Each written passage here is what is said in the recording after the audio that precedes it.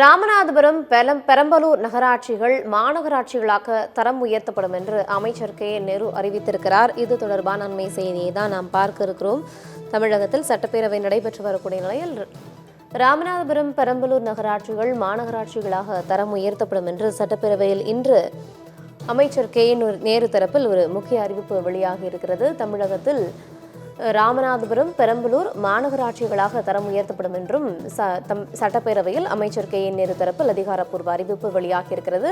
மேலும் 2 மாநகராட்சிகள் உதயமாக இருப்பது தற்போதைய தகவலாக கிடைக்கப்பட்டிருக்கிறது. தொடர்பாக அவர் பேசிய அந்த காட்சிகளை நாம் பார்க்கலாம்.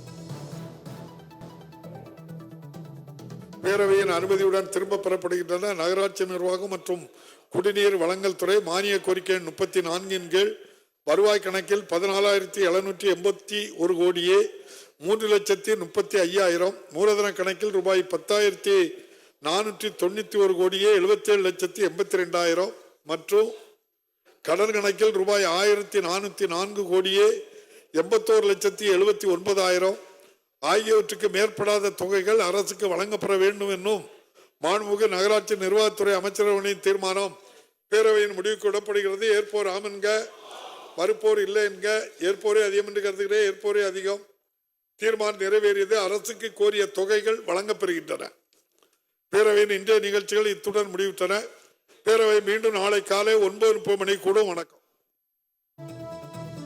தமிழகத்தில் மேலும் 2 மாநகராட்சிகள் உதயமாகின்றன. அது தொடர்பான அறிவிப்பு அதிகாரப்பூர்வமாக அறிவிக்கப்பட்டிருக்கிறது.